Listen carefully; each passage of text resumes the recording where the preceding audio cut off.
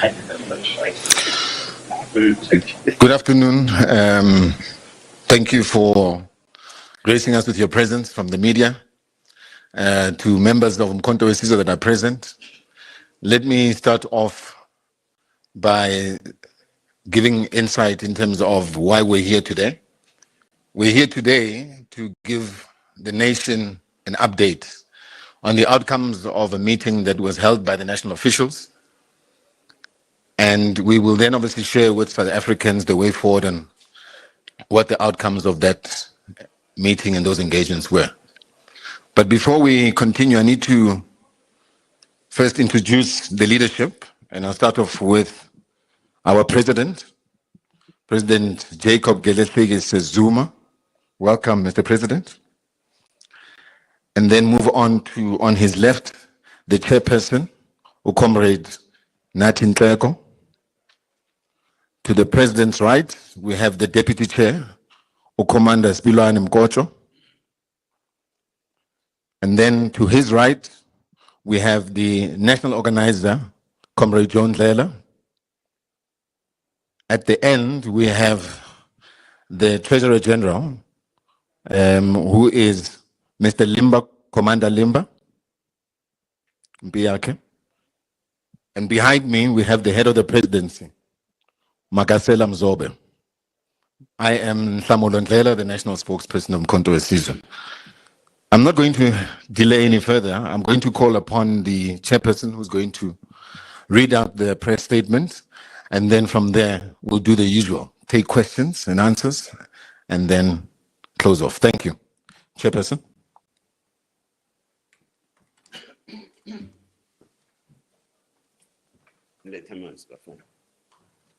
No.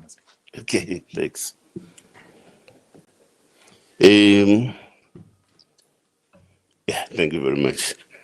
Thank you very much, Program Director, and good afternoon, ladies and gentlemen. I am to read out the statement on behalf of the national officials of Umkhonto Wesizwe, the party. Following the executive meeting held on the 28th to the 29th of July 2025 in Durban, KwaZulu-Natal.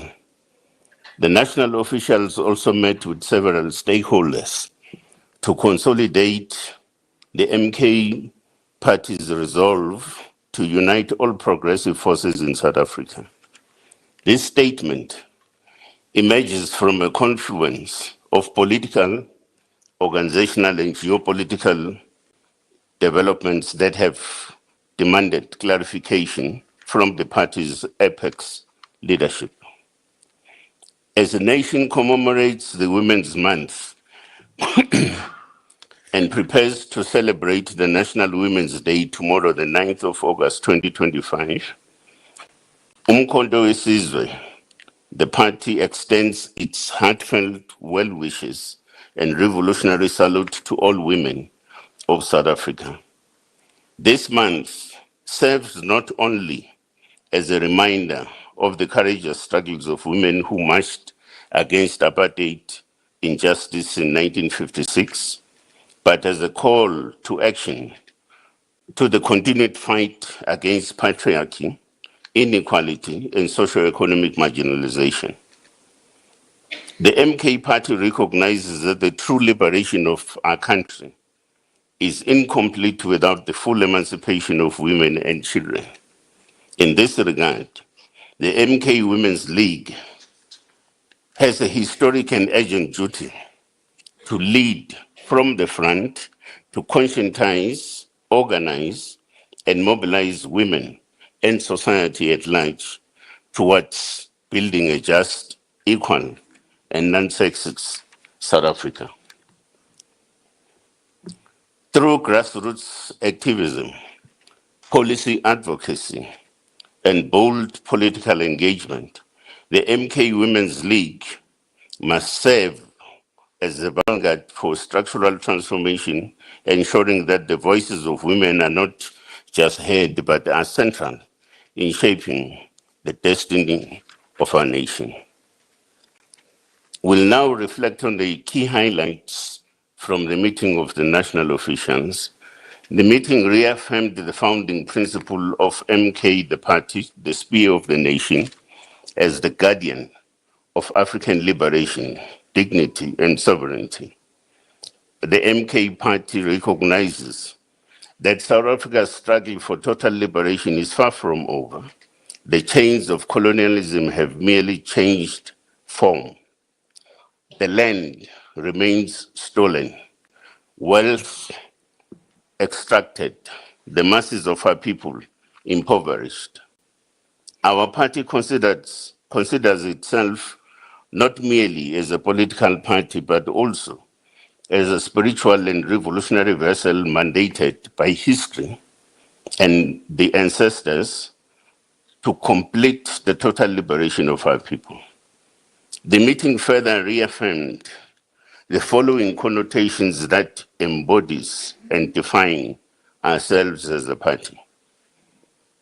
On the African connotation, the name Umkhonto weSizwe, the spear of the nation, reflects the historical, cultural, and spiritual legacy of African resistance. The spear symbolizes resistance, protection, justice, and an ancestral authority. It represents the historical legacy of African warriors who defended their land, dignity, and sovereignty against colonial invasion. The spear also embodies justice and order, traditionally carried by leaders as a sign of their duty to uphold truth and protect the community. On the spiritual front, Umkhonto weSizwe is a divinely sanctioned movement. It channels the mandate of our ancestors and the unseen to liberate the Africans and Black people in general from spiritual death and moral decay. Its spiritual programs are designed to cleanse, unify, and reawaken African consciousness and cultural values. From a revolutionary perspective, Umkhonto weSizwe is a people's army turned political movement. It is a direct continuation of unfinished liberation. It stands for radical transformation, economic justice, land restitution, and dismantling colonial capitalist structures. To the colonizers, to the colonizer and his proxies, Umkhonto weSizwe is a threat to their imperial ambitions and imagined permanency. But yet the party is equally a unifier for all progressive social and political forces in South Africa, not because of lawlessness, but because of the party's capacity to unseat white monopoly capital and neoliberalism in this country and beyond. The meeting also resolved on the program of action, one, to mobilize all its structures and fraternal partners to prepare for a decisive victory, electoral victory, in the 2026 local government elections. Two, strengthen revolutionary consciousness within its ranks through dedicated political education sessions across the party value chain. Thirdly, improve accountability across the party by enforcing sound reporting and performance systems. Fourthly, stabilize and grow our resource base through mobilization of resources within and beyond the party machinery. Fifthly, we are to deepen organizational coordination and unity.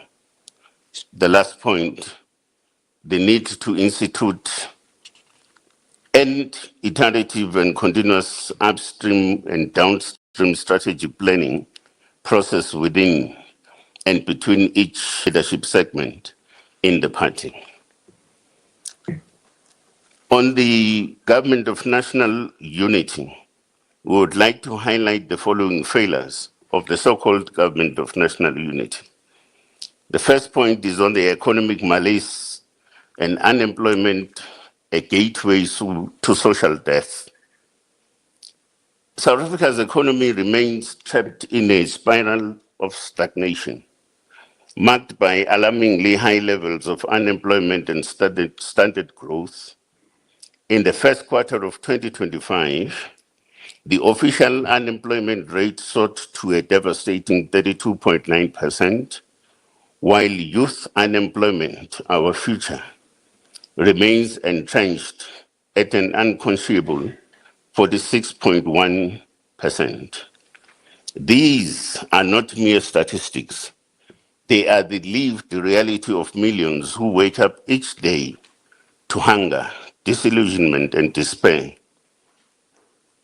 Despite grand promises, the Government of National Unity has failed to offer a coherent or effective jobs plan. The economy limps along with a meager GDP growth of just 0.6% in 2024 and a decade-long average of only 0.7% per annum. This is a death sentence for any meaningful economic transformation. Instead of ushering in industrialization, localization, or a jobs revolution, the GNU has normalized economic stagnation and deepened the wounds of structural unemployment, making poverty a permanent feature of South African life. On the cost of living, a hidden taxation by another name, as the cost of living skyrockets, the GNU continues to show its contempt for the poor. Their initial proposal to raise VAT to 17% was a brazen act of class warfare, one that would have placed unbearable strain on the working class and impoverished households already battling under inflation and food insecurity. Only after intense and widespread public backlash did the government backtrack, but not before revealing its true intentions. The temporary retraction of the VAT increase left a 75 billion rands gaping hole in the fiscus, which now threatens essential public services. The GNU's failure to plan or cushion this blow is emblematic of a government more focused on appeasing markets than protecting people. In reality, this retreat does not signal a policy reversal, but rather a delay in applying more regressive fiscal measures. Taxation through stealth paid for by the poorest among us. On corruption, sabotage, and infrastructure decay, under the GNU, the cancer of corruption continues unabated. Far from eradicating state capture, the GNU merely recycles its actors and scripts. Cadre deployment remains the modus operandi, with local municipalities now functioning more like criminal syndicates than centers of service delivery. Basic infrastructure across the country is collapsing. Electricity blackouts remain a brutal reality, disrupting hospitals, schools, and the economy at large. Despite the GNU's legal wrangling with Eskom's energy crisis, there is no tangible improvement in power reliability. The decay is so entrenched that Transnet's rail dysfunction now costs the country 1 billion rands daily, a staggering indictment of state mismanagement and infrastructure sabotage. While the GNU differs and quarrels and arteries of our economic lifeblood are being severed. On international blunders, isolation and job carnage, the MK party notes with deep concern the United States' decision to impose 30% tariffs on South African exports. This measure appears to be a punitive response to South Africa's principled positions on international justice, particularly our unwavering support for the Palestinian cause and our constitutional commitment to economic transformation. We view this action as an unjustified attempt to exert pressure on our sovereign democratic choices. This development must serve as a turning point rather than yielding to external coercion or pursuing failed austerity measures. South Africa should respond by accelerating industrialization, strengthening economic ties within the African continent, and deepening partnerships with the BRICS nations. Our long-term prosperity lies in building an inclusive, resilient economy, one that prioritizes the needs of our people over the preferences of global powers.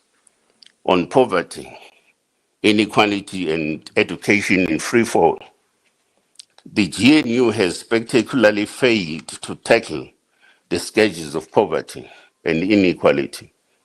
Arguably, the most damning indictment of its tenure. Today, a staggering 63% of South Africans live below the upper middle income poverty line, with millions trapped in generational deprivation. Income inequality remains among the highest in the world, exacerbated by elite capture and the systemic dismantling of redistributive policies. The education system, which should be the cornerstone of transformation, is collapsing under the weight of underfunding and neglect. Despite looming demographic pressure, 1.2 million additional learners projected by 2030, the GNU's education budgets are shrinking in real terms. Quality education is fast becoming a preserve of the wealthy, leaving the majority condemned to a cycle of mediocrity and marginalization. A nation that abandons its children has no future, and the GNU is doing just that. On the political paralysis and self-serving coalition infighting, the so-called government of national unity has proven to be nothing more than a chaotic amalgamation of self-serving elites. It exhibits neither unity nor vision. Instead, the cabinet the cabinet is paralyzed by factionalism and infighting, most notably over the VAT debate, which caused the unprecedented postponement of the national budget announcement. This level of dysfunction is not just an embarrassment, it is a crisis of governance. The MK party has consistently warned that this makeshift coalition, stitched together without principle or purpose, was doomed from the outside. We are now witnessing the fruits of that unholy alliance, deadlock, division, and a government that governs in name only.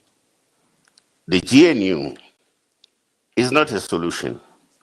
It is a symptom of systematic political decay, incapable of delivering on even the most basic promises of democracy and dignity.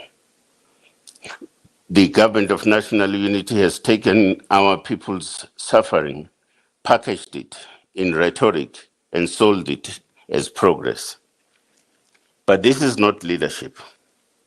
It is betrayal We reject vanity-driven diplomacy, fiscal cruelty, systemic corruption, and infrastructure delay.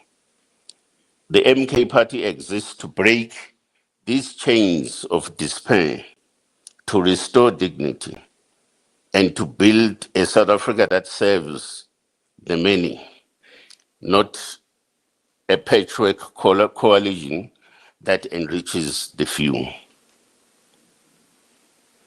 The national officials, as the leadership of MK, met the leadership of the African Transformation Movement to consolidate our partnership towards the 2026 local government elections. Our parties have formed a joint task team to craft a comprehensive partnership model for approval by our respective highest decision-making structures. Our shared principles include: one, the two parties agree that South Africa needs a new governance system that will focus on completing the liberation project based on principle of affirming African value systems and solidarity. Two, the primary aim of the partnership and other future extension of the membership of the partnership will be to attain a 2/3 majority to take over government and complete the revolution. Three, the primary motto of this partnership is Vota Sonke, we vote together, based on an understanding that things are not about individual parties, but about attaining a reasonable threshold necessary to effect total liberation of our people. Fourth point, the partnership will seek to fully restore the role of traditional leadership and inclusion of kingdoms in governance systems, elevate customary law, which is foundationally restorative against the Roman Dutch law, which is punitive in nature, and further elevate religious leaders that should also be involved in politics.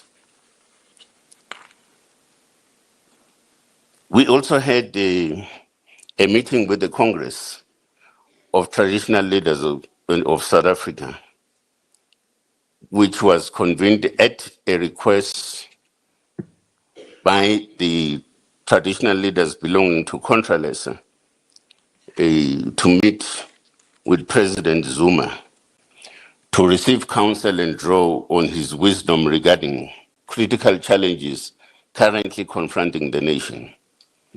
Contralesa's delegation was led by its Deputy President Kgoshi Nyamalala Pilane and Secretary General His Royal Highness Zolani Mkiva.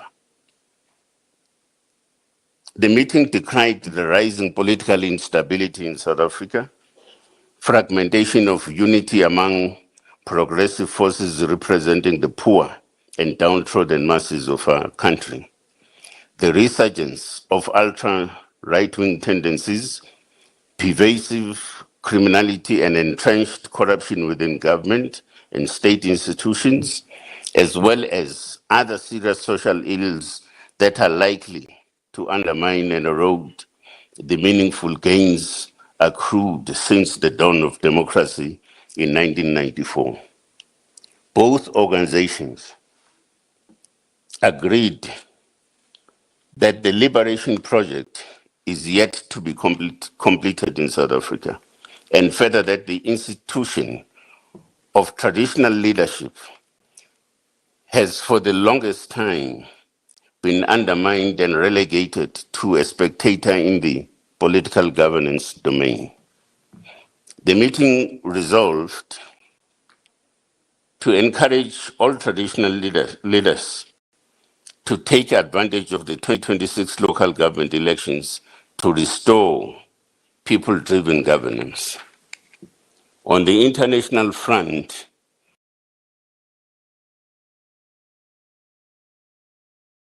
endorses a vast responsibility for international relations and foreign policy engagements squarely with the president of the organization.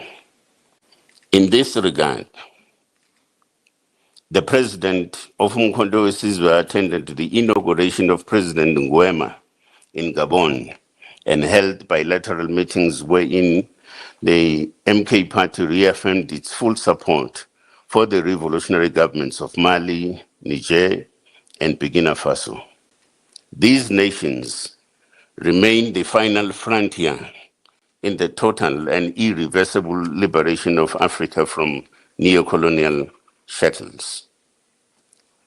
We are alarmed by the incoherence and indecision in South Africa's current foreign policy. Our country has tragically lost its geopolitical standing, humiliatingly reduced to a junior partner at Western tables, as evidenced by the disastrous spectacle at the White House and the economic sabotage of the 30% tariff hike imposed by the Trump administration, a punitive blow to our economy. In continuation of international engagements, the president recently visited the Kingdom of Morocco. This visit builds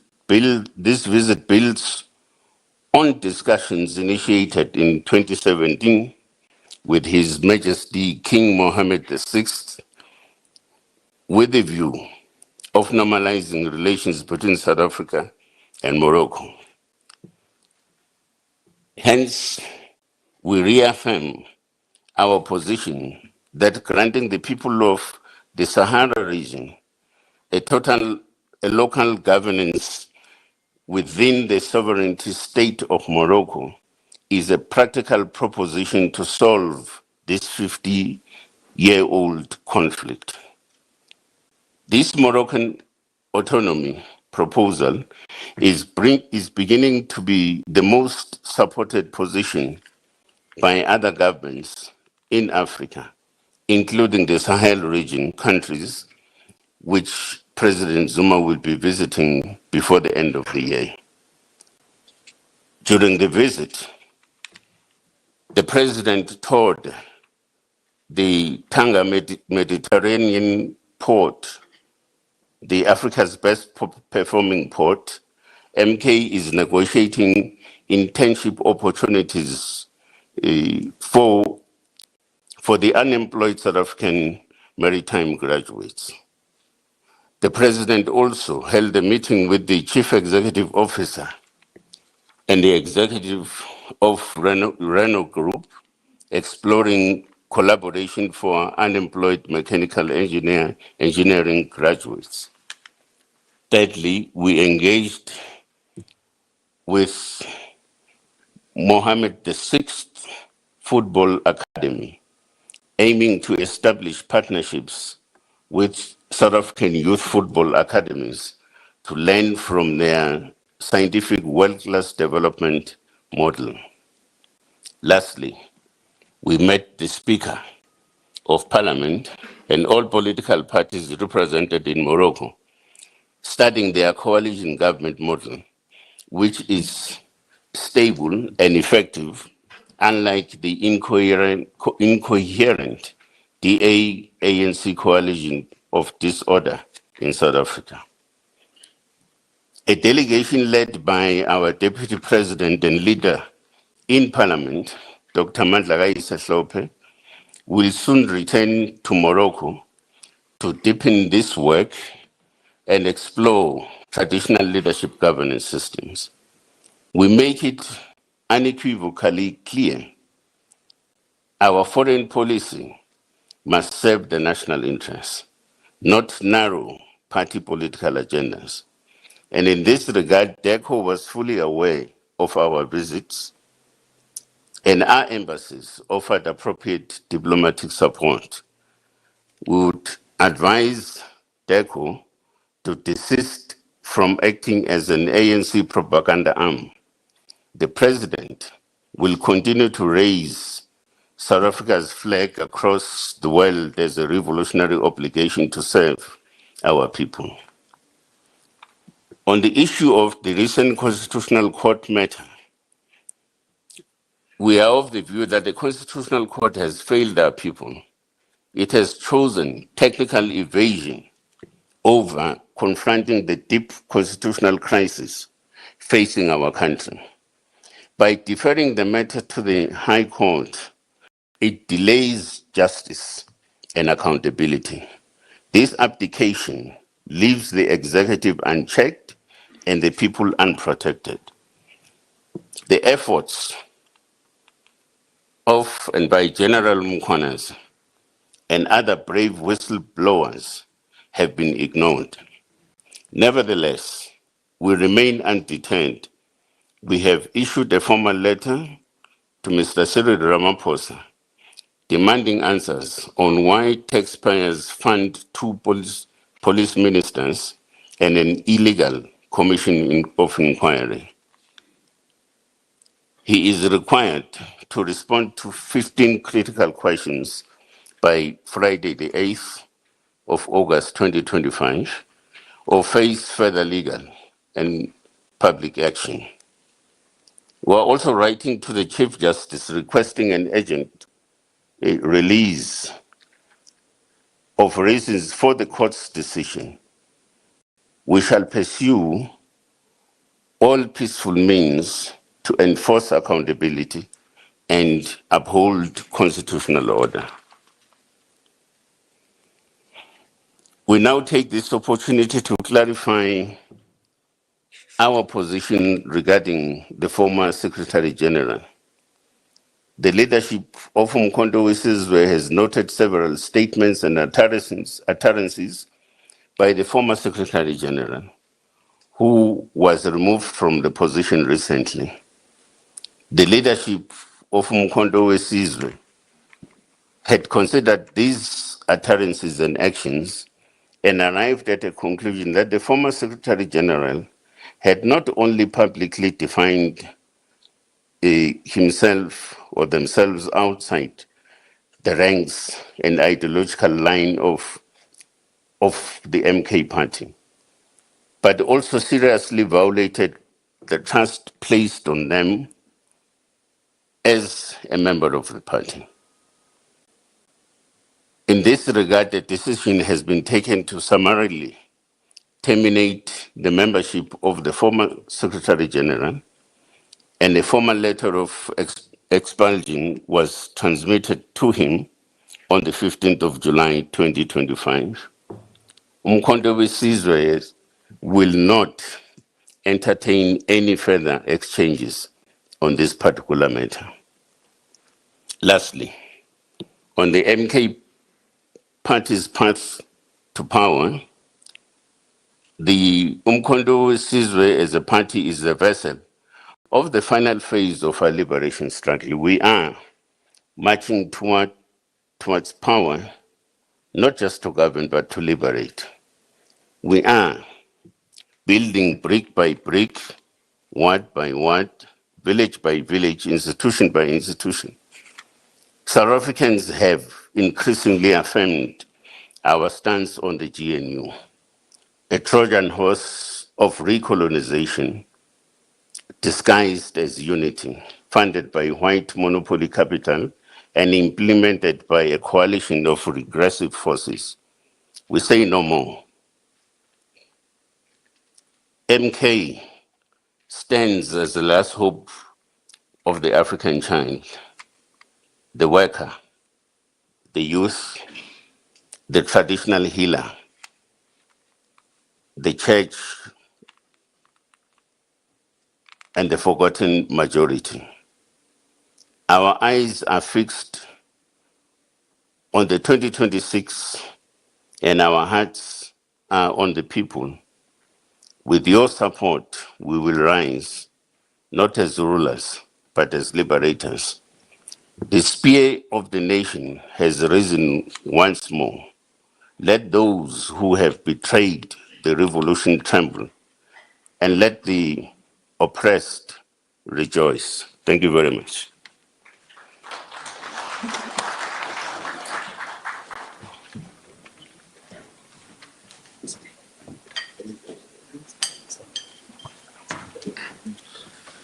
Thank you, Chair, for a comprehensive media statement. We will now take questions from the media, and we'll do it in a round of 5. So we'll start with 5 at the back. I see a hand. Natasha, 2. Moloko, 3, 4, 5. Okay. We have a roaming mic. Thanks. If you could just please state your name and the channel or publication that you represent. Thanks. Good afternoon. My name is Zoleka Kodashe from Newsroom Africa. I wanted to get the MK Party's reaction to the letter that has been sent by President Cyril Ramaphosa over the letter of demand that was sent on Monday. I understand that there was a letter of demand that was sent with a deadline of 10 a.m. today. The President, as I understand, has responded, not acceding to the demands by the MK Party and its leader, and instead says that those details that are sought are readily available and that the MK Party has already concluded that his conduct in relation to Police Minister or Minister Senzo Mchunu, as well as the acting Police Minister, are unconstitutional and unlawful. Did the MK Party see that letter, and can we just get reaction given the fact that the deadline has expired? Thank you. Thanks for that. Second hand.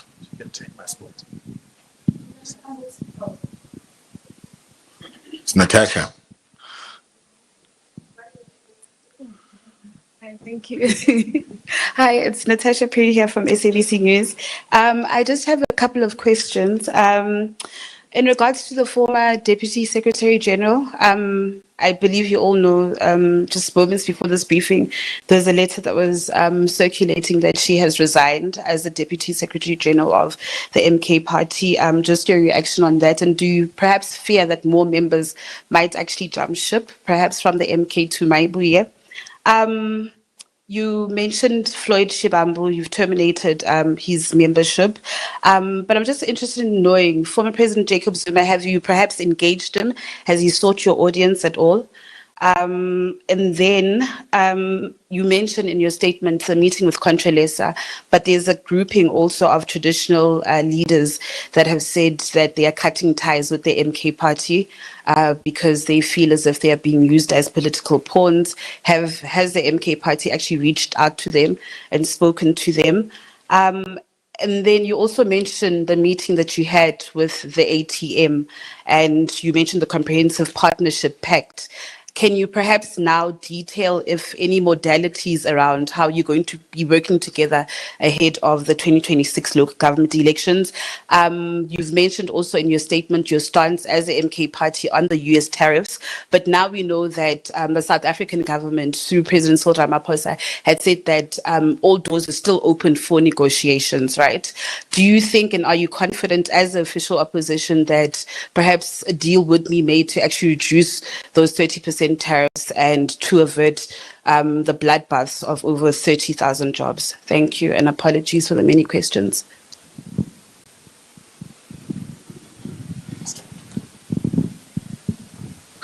Thank you very much. My name is Moloko Moloto from ENCA. I have several questions, but I will try to be quick. To the former President Jacob Zuma, I just want to understand, considering the fact that at the time when you were at the helm of the African National Congress, the position has always been that the people of Western Sahara must be granted their independence. I want to understand, at what point did this change for you? The second question is, there has been, I just want to understand, are you by any chance as the party receiving any money or funding from Morocco?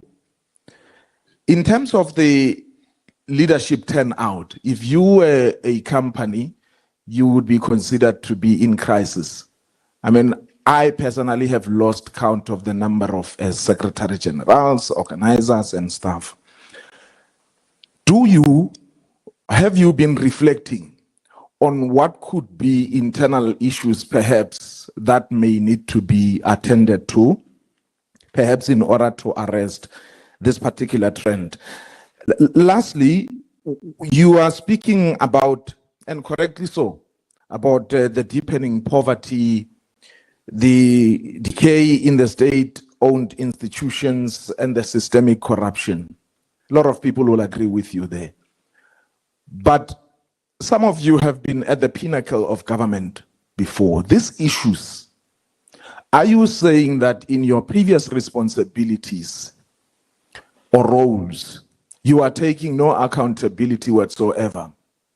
Is it your argument that you want us to believe that these issues you are correctly raising started after former President Zuma left office? I'm covered, thank you.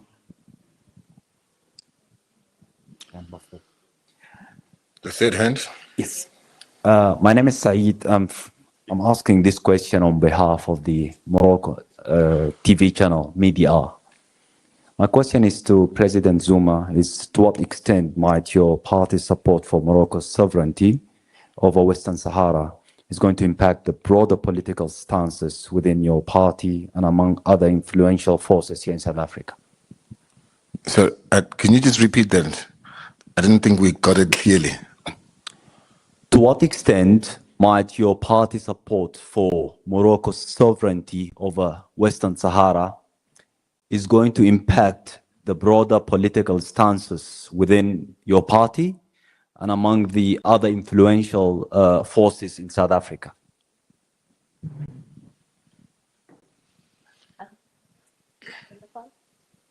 There's one more. Over there. That's the fifth hand.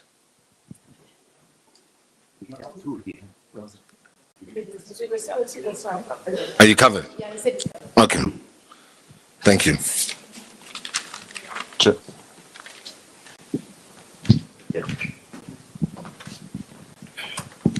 I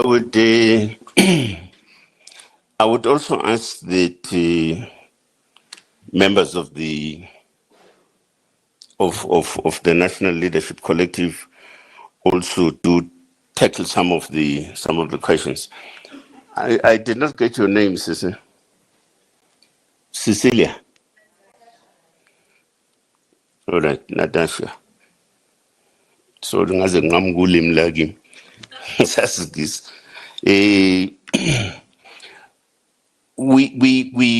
You asked the question about, it's just that I couldn't link it up very well, but you asked the question about the DSG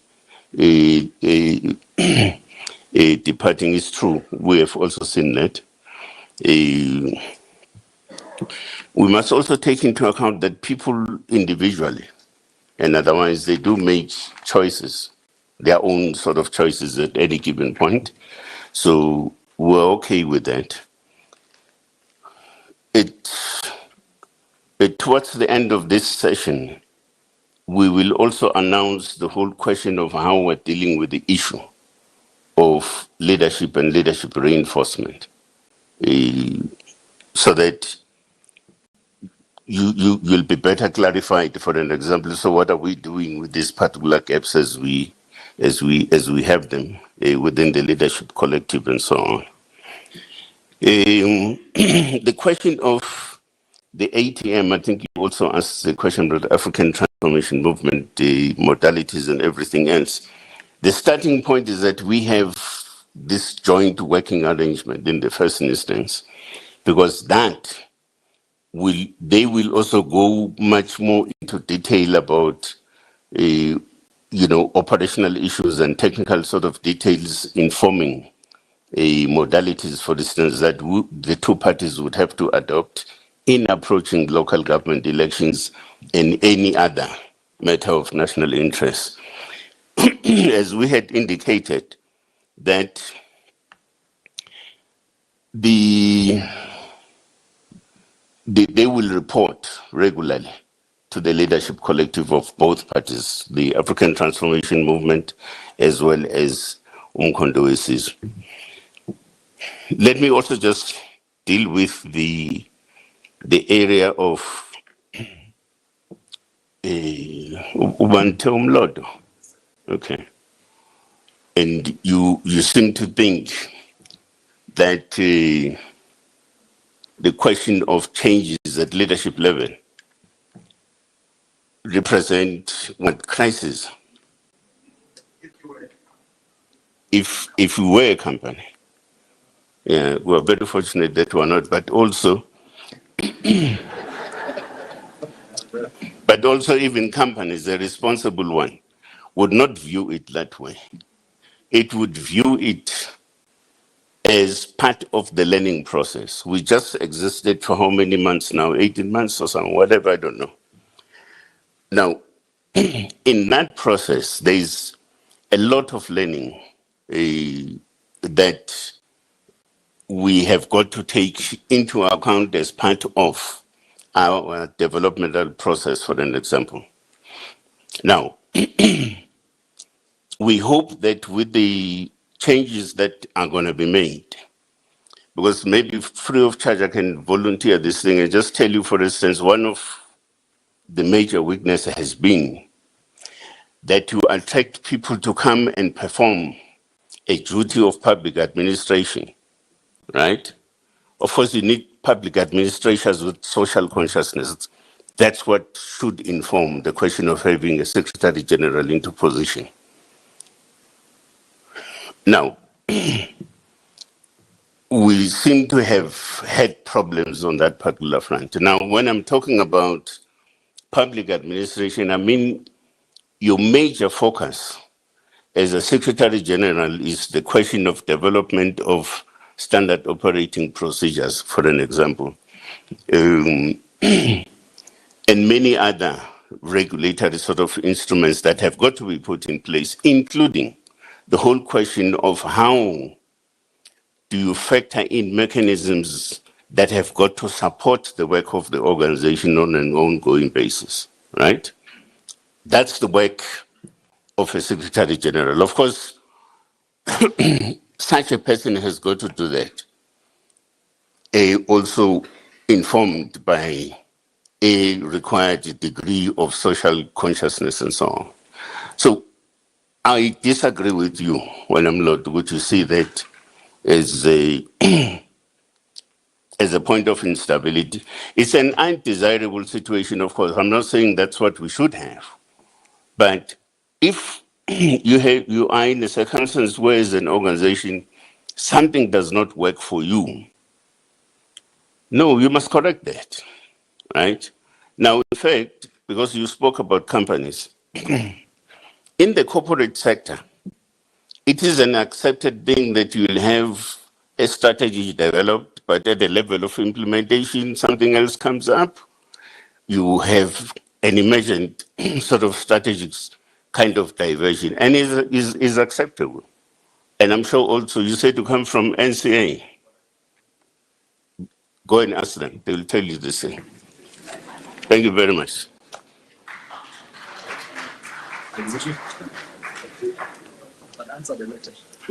I'll answer after. I'm going to call on the head of the presidency to respond on the questions regarding Morocco. The man himself.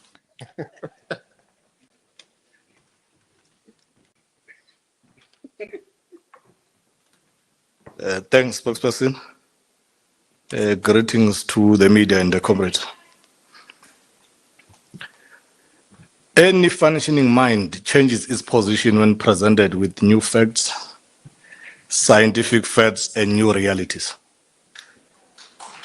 Now, the reality is the issue of Morocco and Sahara did not start now to be entertained by President Zuma.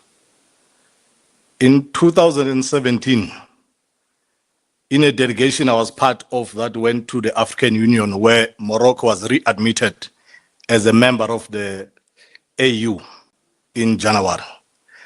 Soon after that, later in the year, President Zuma had a meeting at the behest of King Mohammed VI of the Kingdom of Morocco to present where their frame of mind was as a country and how South Africa could possibly help in resolving this problem that this year has lasted for over 50 years without any practical solution.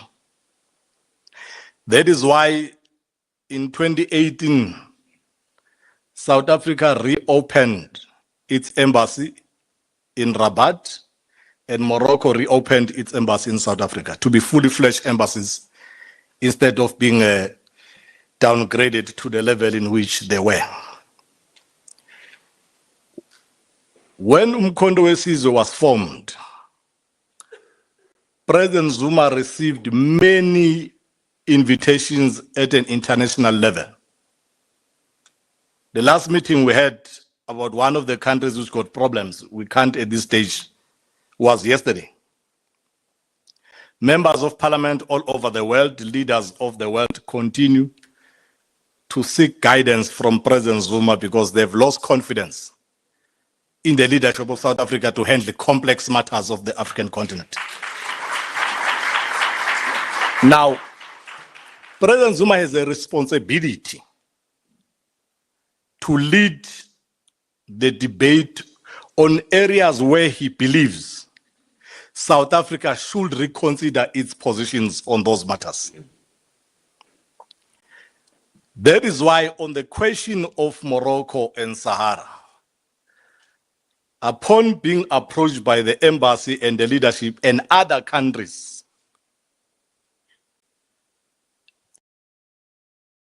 issues about the unification of Africa, that we can no longer afford to balkanize our continent into small and viable countries when we are confronted with arrogant USA and the West like this. That's what informed President Zuma saying, we have the same problems here at home, where a small group of reactionary Afrikaners want to have their own state called Cape Colony. In the same country, we have Orania that want to present itself as an alternative state. If we are not careful, this problem of a group of people who identify themselves as a tribe wanting to be a fully fledged state will come into our country. Now, MK presents itself as a legitimate voice of progressive forces in South Africa to lead the struggle to unite Africa to be one. And we felt that this burning matter that has lasted for 50 years in the continent must be a starting point to say, yes, the people of Sahara have suffered for the longest time. They wanted their own country. But the challenges we're facing as a continent cannot allow us to have many more countries than we already have. Let the comrade be given autonomy to self-govern like we have in our own country provinces. You can pass the laws relevant to your conditions, municipalities, but maintain the sovereign integrity of Morocco as a country. Now, this one of money, when you difficult why people have changed their minds and you don't have better arguments to tell them why they must not change their mind, you must start throwing those stupid insults that we are getting money that we have not received. I've been fortunate to be part of the engagement from the beginning. There is no money promised, no money given, no money requested. We have tabled here the outcomes of the many progressive engagement that President Zuma had with the leadership there to open channels for South Africa to trade with a very strategic country geographically in the continent. Now, it's not true that we have sold out the revolution. It's not possible. The country's foreign policy is directionless. And President Zuma and MK have taken a responsibility to lead in that regard. And when we lead, we expect those who can lead to attack President Zuma, attack MK. But the kind of messages we're getting in the continent tells us that we're on the right path. Specifically on this one of Sahara, those who take time to research the latest development, the position presented by MK is beginning to be supported by more than half of African states currently. Not historically, currently. Now, we'll continue to lead. By the time the comrades join us, we'll all be celebrating one and united Africa led by President Zuma. Thank you.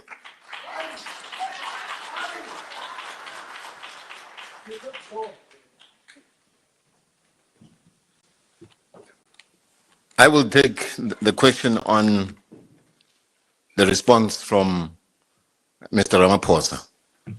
Mr. Ramaphosa responded on time. And I think that's important. It demonstrates that he takes President Zuma seriously and Mkhonto Sizwe very seriously. He responded on time. But sadly, his response, he is running away again from answering the questions. Basic questions that we've raised with him. The questions we raised was, he said he's appointing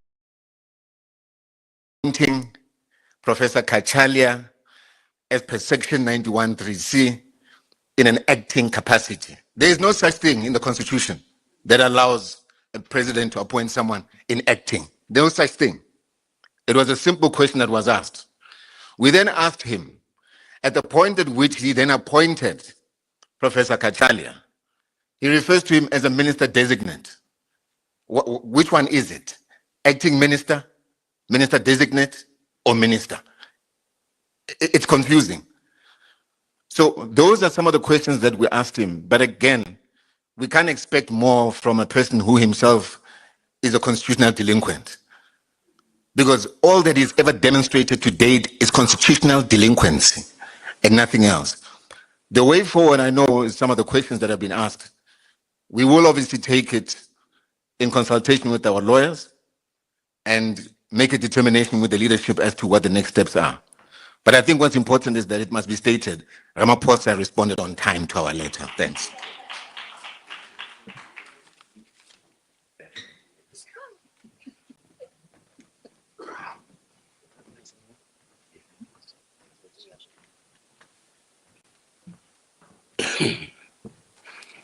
No, thank you very much,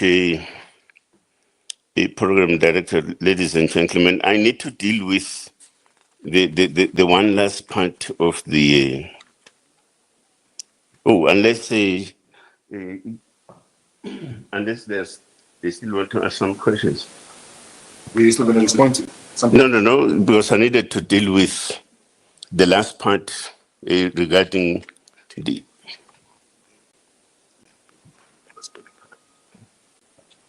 Yeah. Okay. And I need to deal with the directive by the president that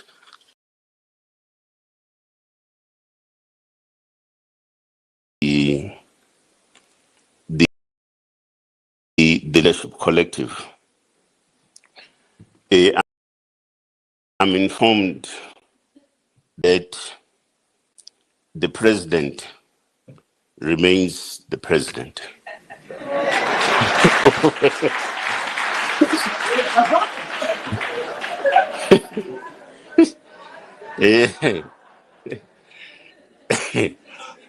I don't know what the clapping is all about, but I was I'm starting my announcements, okay? And that the deputy president, Dr. Sope, remains the deputy president, all right? And that we have had some gaps in the leadership collective. The Secretary General is one particular position that is vacant, and it's now going to be filled by Dr. Bongani Mngwango.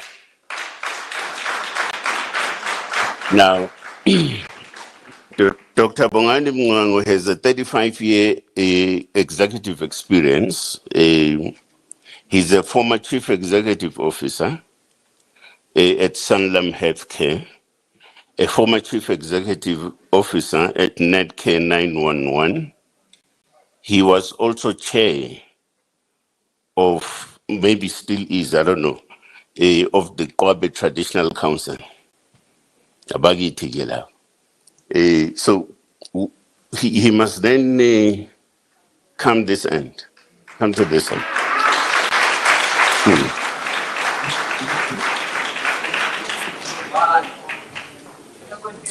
Hello, sir. Sir, we'll move. Thank you, Chair. Sure. Thank you. Yeah. No, thank you very much. For the, okay. That's my name is in Towas of Yeah. Now, for the Deputy Secretary General, he has quite a huge experience in both the public sector and the political management space. Comrade Nomsa Dlamini.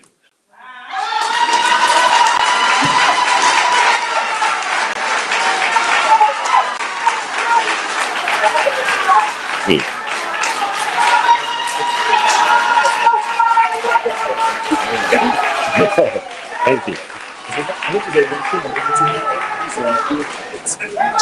Okay. Yeah. Now,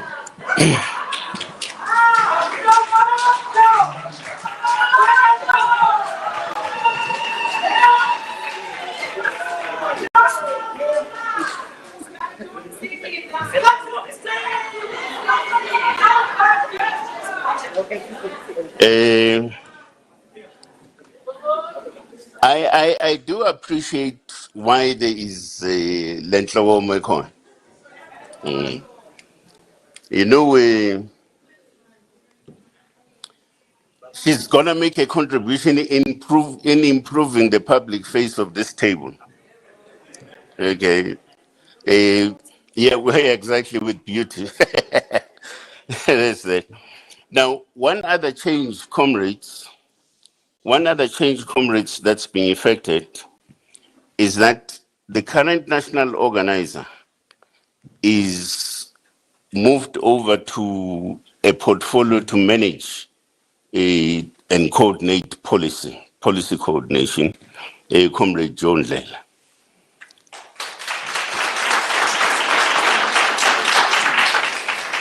Now, and therefore that leaves the area of national organizing vacant.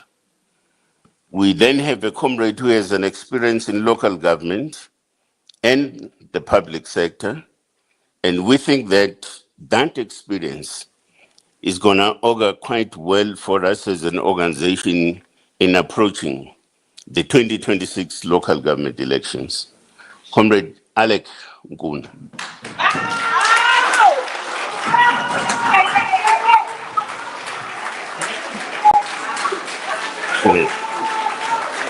Welcome. Oh, thank you very much.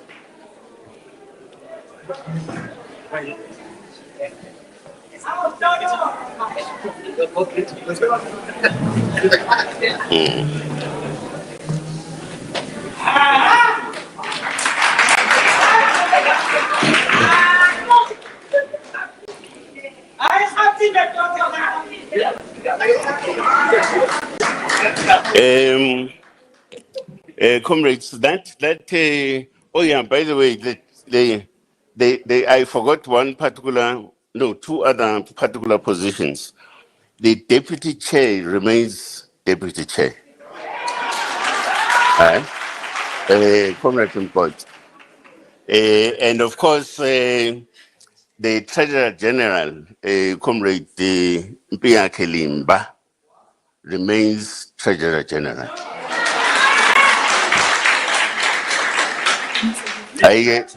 I'm still going to ask the president about the national chair. I'm still going to ask him about that. But having said that, comrades, we expect the leadership collective to assist in developing and institutionalizing the organization. And that the major part of work is around policy development, which is the area that Comrade Lela is going to take charge of. But also critically, the organization must know how it works and how it has got to work. And it is only through technical sort of interventions, as I said, your procedures, your systems, your this, that, and so on. And that's the central focus of the SGO. And that all of us, as part of the leadership collective, we are not the equivalent of the president. We are there to reinforce and bolster the public image of Umkhonto weSizwe, and that image rests with the president of the party. And that's why he deals with so many things, including the issue of international relations, and so it goes. So I thought, let me just say that it's only the president that can confirm my situation. Thank you very much.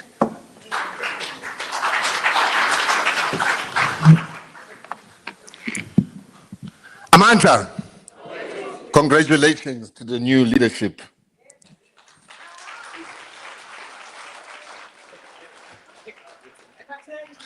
I'm sure you are wanting to ask questions again now.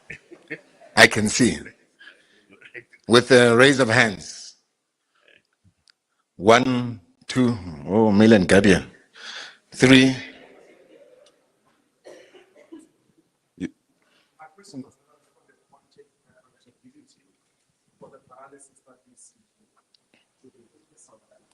Oh, your question on paralysis. Paralysis analysis is the problem. You're the third? Okay. The first question. Is there someone at the back? The fourth one. Thank you. I'm Hawelo Magolego from UFM. Firstly, your reaction to what is going on with the national dialogue. I think you would have noted that some foundations have pulled out because they are not happy with how it's being conducted, the preparations thereof, to be specific. And also your detailed response to what is happening with that Russian vessel that is stuck in Cape Town. Apparently, the personnel there does not have a passports, therefore they were not allowed to disembark. Just the MK comment on that. And also a response rather, to a series of allegations that have been made by your former Secretary General, Floyd Shivambu. He could be making another allegation as we speak. But most importantly, the one that money just gets taken from MKP accounts monthly and nothing is being done, that he is the one that tried to sound alarm and was probably ejected from the party for that reason. Finally, and apologies for asking so many questions, just give your own reflection of yourself, because there seems to be a sentiment that as an official opposition, MK has given a rather poor account of itself, particularly in Parliament. We've seen a recent blunder where the caucus did not understand what it was voting for, and any other issue that you have had to handle in Parliament, as to how have you done so far in your own assessment? No, thank you very much. My name is Lunga, and I'm from the Mail and Guardian. Spokesperson, I think this one will involve yourself. Maybe you will help me assist in answering this. I just want to find out if the leadership did discuss, because from what I was told by some sources is that there should have been a discussion in regarding your behavior and Ms. Zuma-Sambudla Zuma in the national officials meeting on how they go forward. And just maybe to ask on the chair to say, has there been any disciplinary hearing against the two names that I've mentioned here? Thank you very much.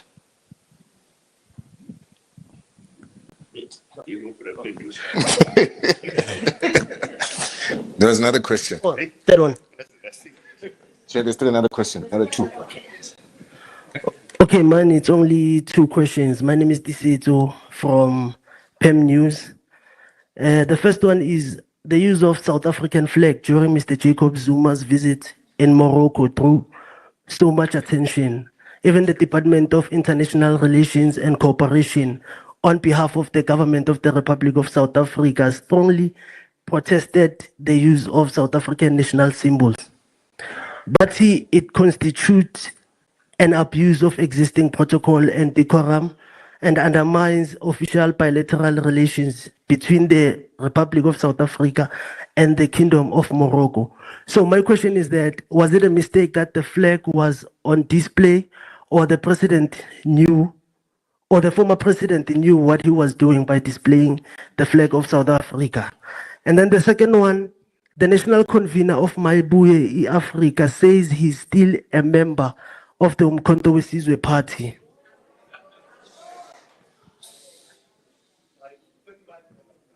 So I believe if it was just an ordinary member, you could have dealt with the situation rapidly.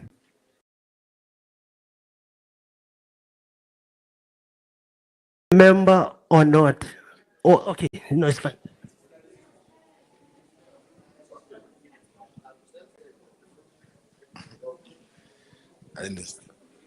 I'm Itumeleng from the Citizen. With all due respect, I would like to know why now? I mean, Floyd Shivambu has been making all sorts of statements and the situation has been tense for some time. Why act now?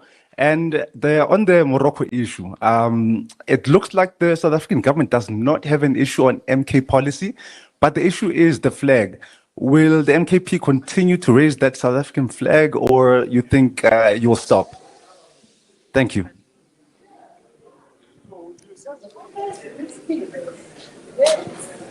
They own the flag. You said you're from the Citizen, say? Okay, I'm sorry I can't see you because Bamile and my camera, yeah. We asked comrades. No, sorry, you're not comrades. I forgot. But the flag belongs to us. Now, I don't know where this story comes from that the flag belongs to government. No, it doesn't. The state is us, right? So next time around, when we talk about this bomb, Bunny, my piece, yeah, but my piece, my bigger, my fees are so young. Okay, no, sorry, won't call them put. When I'm next time, you'll find me carrying a flag in my car. Are you going to have a problem with it? Dispute that and say, why am I having my country's flag in my car?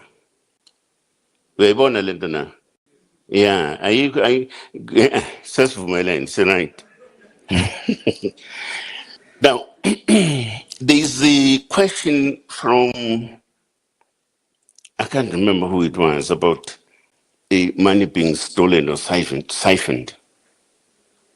Was it Million Guardian? But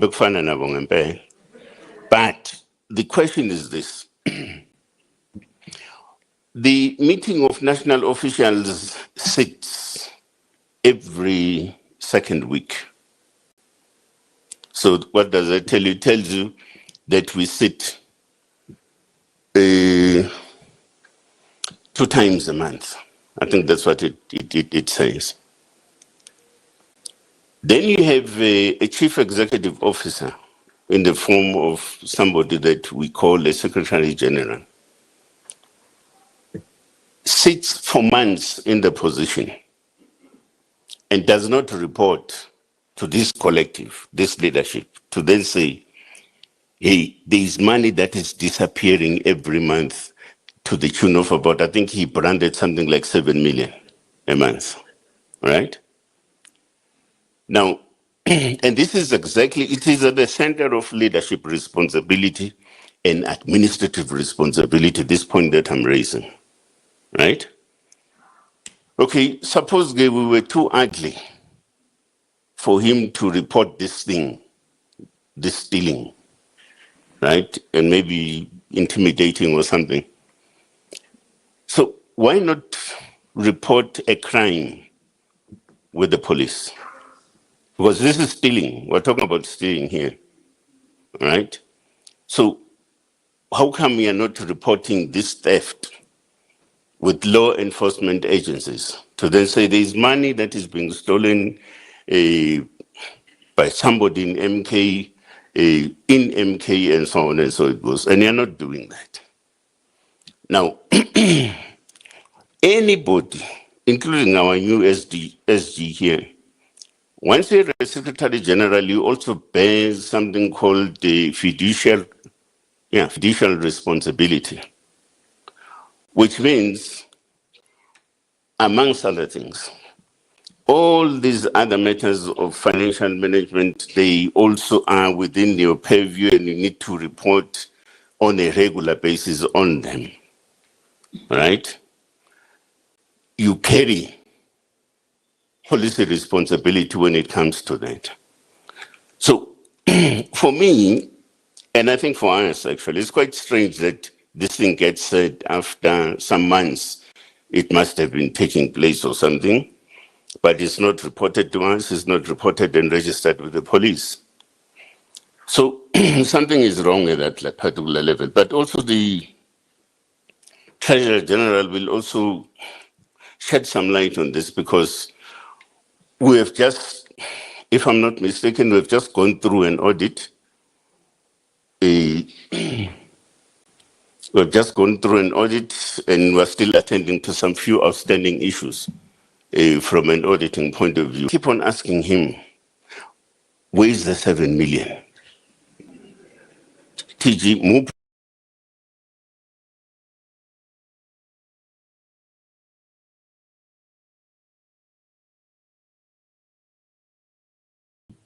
And it doesn't come up, all right? So how come you have this audit outcome, which is conducted quite elaboratively right across the organization, but it doesn't pick up the stealing? Now, lama auditors ba ukuthi kanti enze njalo akakwazi ukuyibona lento kusho ukuthi ungadinga-ke sihlukane now in a way, because at the center of auditing it's also finding out mishaps and everything else about issues of finance and financial management. So for me, that's an anomaly, but perhaps I will still be further educated about this thing. Somebody said something about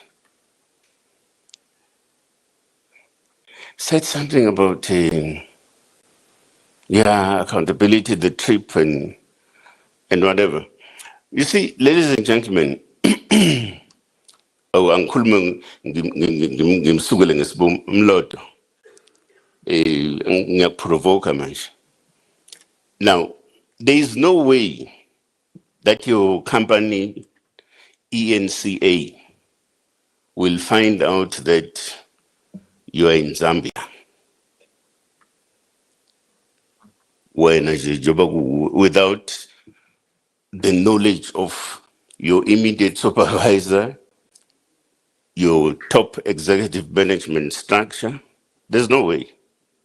Now, when you talk of accountability, because sometimes the accountability, as if politics is the manner of doing things and reporting accordingly. So in this instance, you can't be outside the borders of the country without necessarily declaring that you are indeed there and you are duly sanctioned by the organization, even if you are,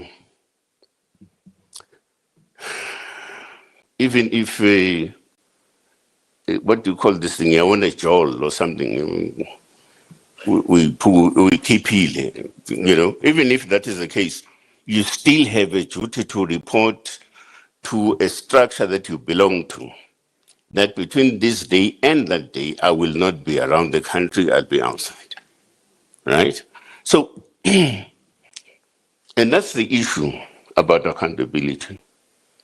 Now, you are saying, for those of us that were in government, and for the things that did not work out there at policy level, policy implementation level, and so on, we are not taking accountability. We're not taking accountability about that.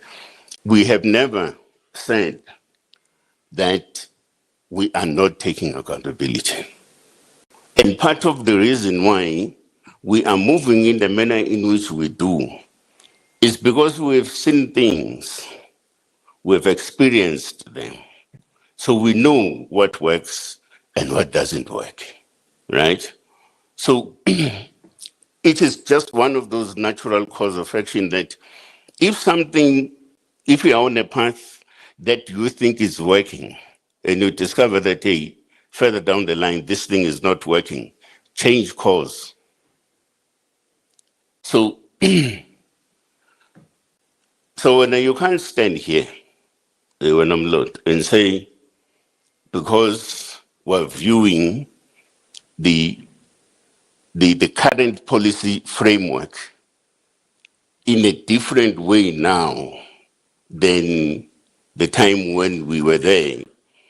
So it means we're not taking accountability. I think you're probably misreading this thing, the way I see it. But nevertheless, and I'm sure we are now convinced that we are not what you think we are.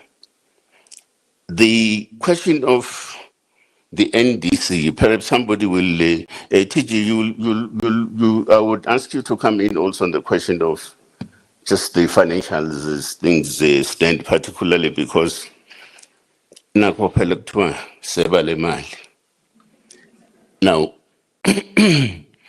if somebody tells me that the national disciplinary process had taken place, and that report is forthcoming to this particular collective of the leadership. So, as and when we are ready to make an announcement with regards to that, we'll certainly do that. But at this stage, the process is underway, and there is a report that is forthcoming towards the national leadership. Comrade TG, please do come across.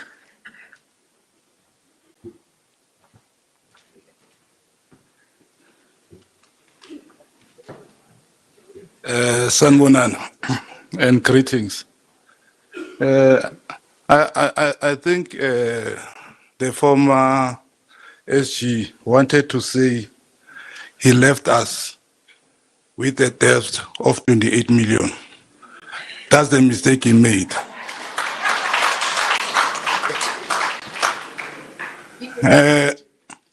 From where we are sitting, comrades and colleagues, in terms of finance, we appointed Duma Consulting Company that is qualified chartered accountants and auditors so that we can have an independent view in terms of our finance before an AG comes in. That was done. Indeed, we do have some findings at any other auditing. Remember, the auditing, the purpose of auditing is for continuous improvement so that we can have proper system in place, particularly that we are the new party. We do have some findings that is more focused on our bookkeeping than really to say there's any form of corruption. And it needs to be highlighted that I did not actually to respond in such allegations. Chair was forcing me on a daily basis. Saying, I don't want to entertain allegations because the person that is coming with allegation was fully accountable for the Treasurer's office for the past 5 months. Unless where I'm sitting, he did something, he was able to hide it very well. So from where we are sitting in terms of auditors, we have no any major findings that are there, but we do have areas where they are of concern for improvement for bookkeeping. Thank you.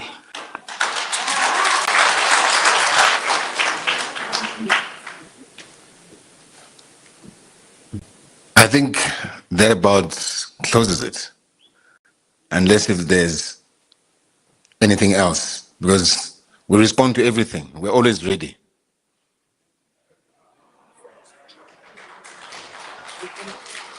Yeah?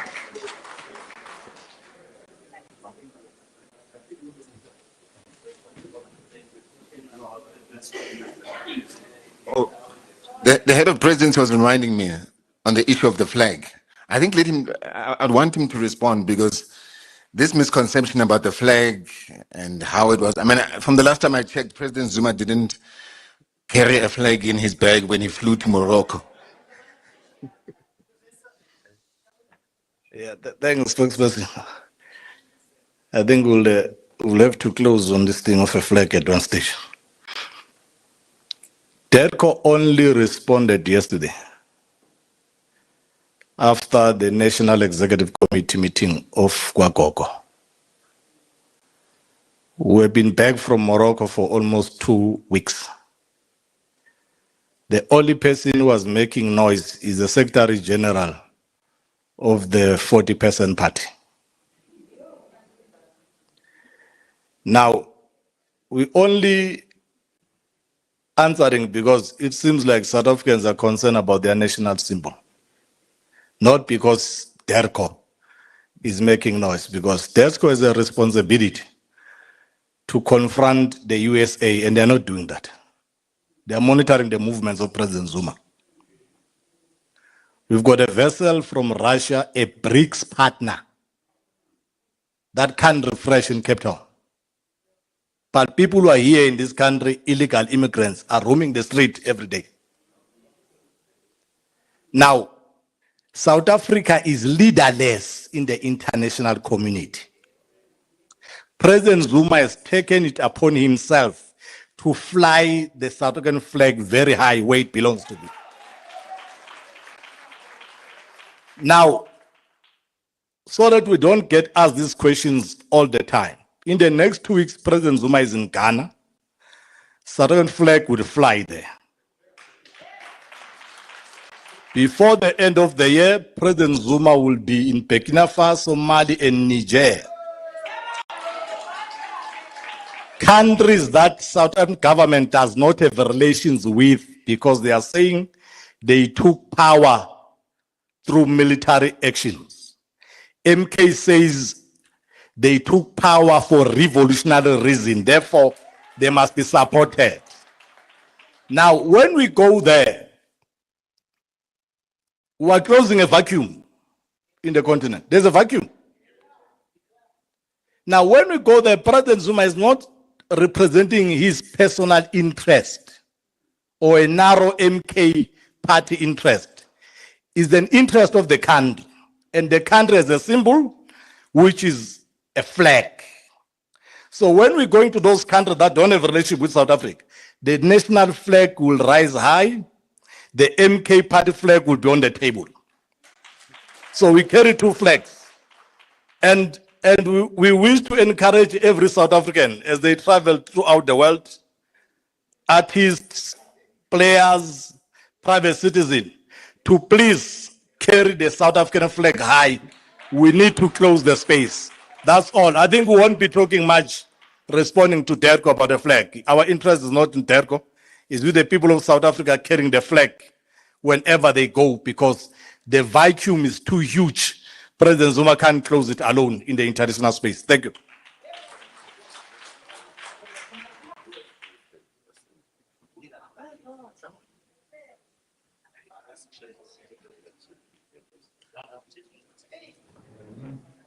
I'm going to call upon President Zuma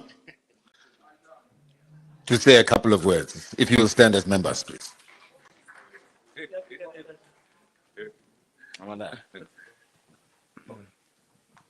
Sanibonani. Thank you. Kuthiwa nginibingelele nje kuphela.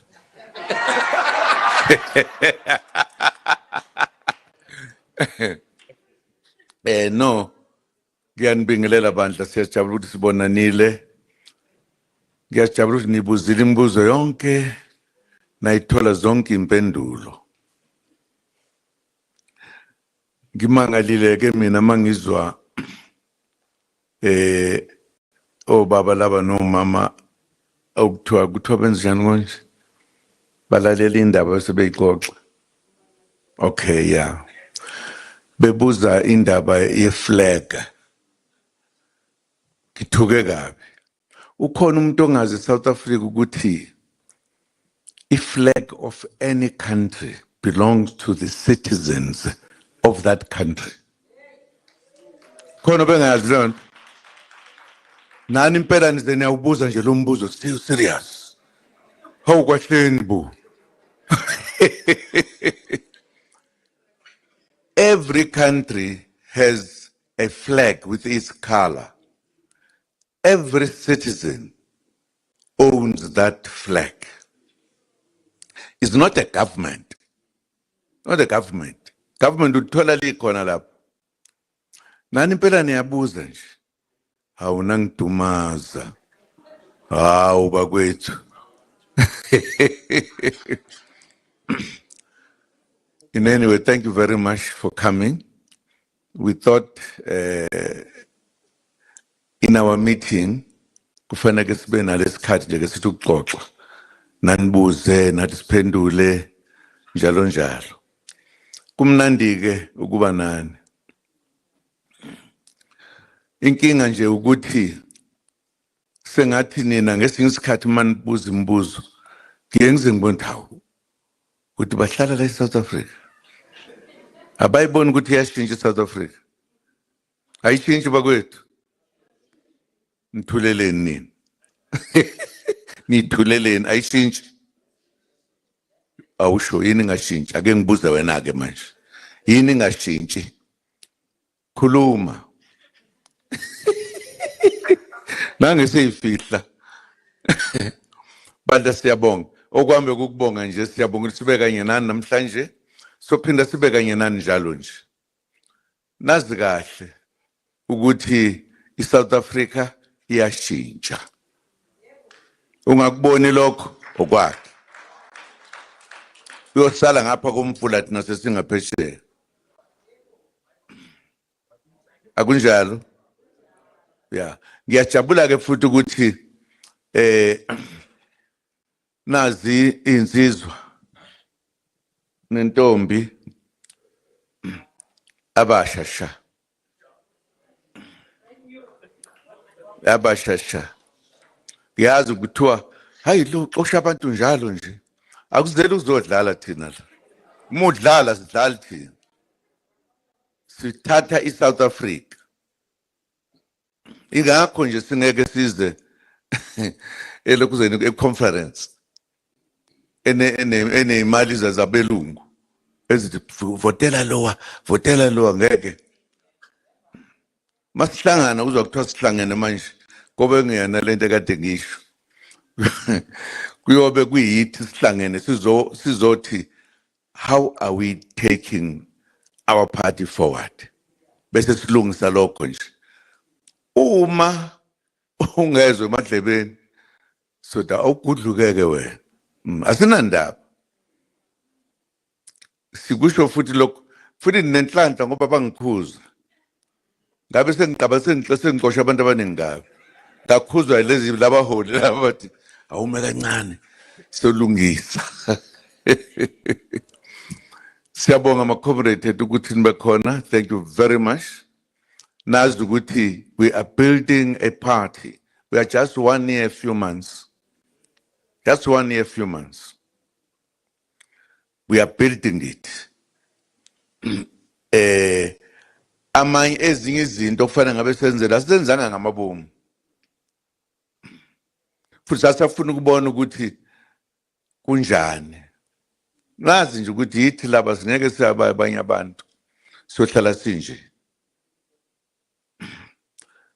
Siyajabula ninake bafowethu nodadewethu nisho nje ngelinye ilanga ukuthi hawu siyajabula ukuthi umkhonto wesizwe wafika bakwethu. What engathi wena wesisi wena sis ungaba nesibongo mkhobo wake washelwa ngelinye ilanga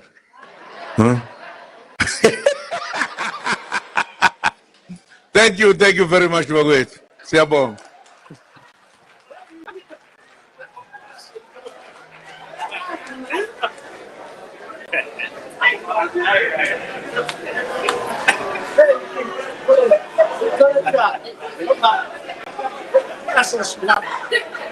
Can ask me. You